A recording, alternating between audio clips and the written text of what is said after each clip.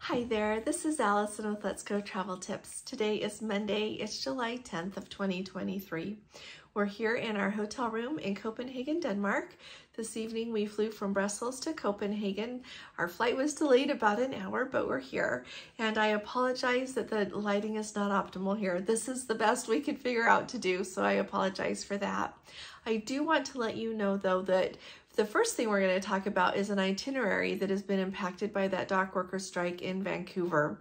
So a Let's Go family member who was on the Koningsdam was so kind to send me a letter, and it was dated yesterday, July 9th, and it said, as you have previously been advised, their departure from Vancouver was delayed by action from the International Longshore and Warehouse Union in Canada. So what happened is on Saturday, they were delayed enough leaving that they missed their tide window to go through the Seymour Narrows to be able to head on up so they could go to their first port. Well, that made it so they had to go through on Sunday morning instead with that tide window, and they ended up being too late to be able to call at the Tracy Arm Inlet. So they are no longer going to go to that Tracy Arm Fjord Inlet there and see the glaciers and that beautiful scenery that is there. And then instead of arriving in Juneau at 1 p.m., they are going to arrive, which today, Monday, they arrived at 2 p.m. instead. So the letter advised that the excursion team on the ship was doing everything that they could to get everyone new tickets and reschedule excursions that could still be accommodated in the time window that they had to be there. And if you weren't able to do that, then they would have to cancel your excursion and you would have to try to pick something else. That is the very first itinerary that I have heard that has been impacted by that strike. So let me know if you are hearing of any others being impacted or if you are on a ship right now. But that to me is a big deal. I'm hoping that they will be able to get that worked out sooner than later. So all of you let us know if you have heard anything else about that. Also, to go along with that, we've got our Let's Go family member, Carrie, who lives in Vancouver, and where he lives, it is nicely situated so that he can see the cruise ships come and go. He has noticed that several of the cruise ships have been leaving late. A lot of it seems to have to do with having to try to get the luggage off the ship when the ship comes into port for all of the passengers who are disembarking, and then being able to try to load all the luggage for the new passengers, as well as all of the supplies on the ship in a timely manner. So a lot of cruise ships have been leaving late. He did let me know that just this weekend, though, they had a really unusual circumstance. They had the Eclipse is there, he said the Eurodom, the Brilliance of the Seas Royal Caribbean ship, and the Noordam, Holland America's Noordam, was there in Vancouver. And so what happened was, though, is they set sail, and the Eurodom went, and apparently then the Eclipse went, and then the Royal Caribbean's Brilliance of the Seas went with the Noordam right behind it. Well, they're in the shipping lanes. There are shipping lanes that the ships stay in. They just don't go anywhere in the water. You probably knew that. But apparently they just got going, went under the Lionsgate Bridge, and then Brilliance of the Seas turns out of the shipping lane, turns around, and comes back.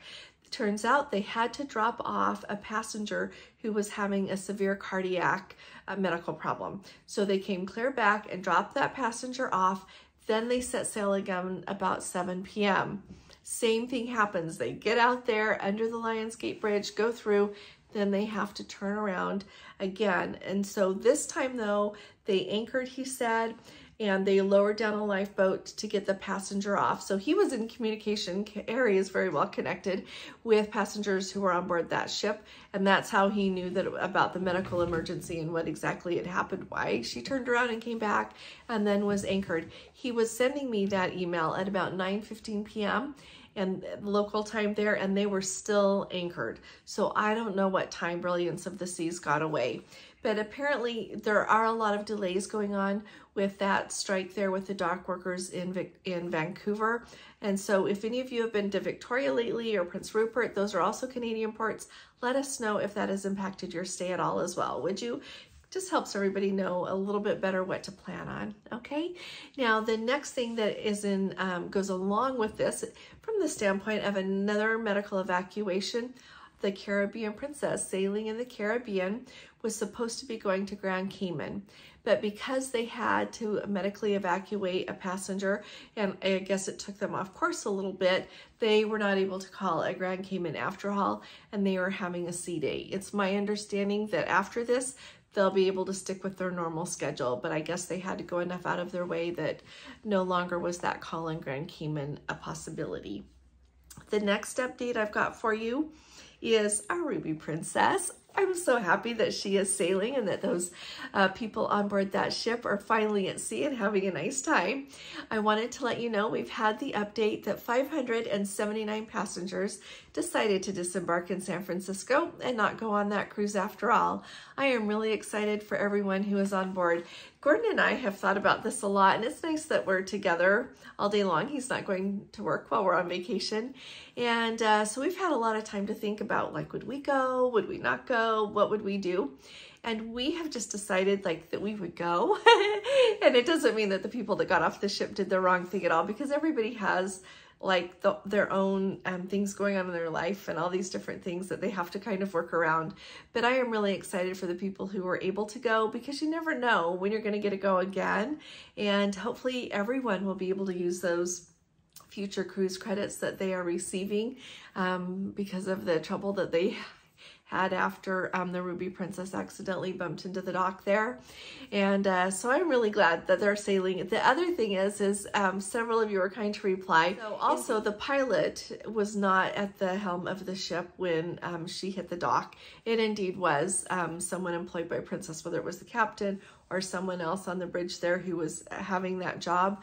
But I just want to say I feel really bad for them. I feel really bad for whoever that happened to, because it's got to be devastating to them. So my thoughts and prayers are with them and their family.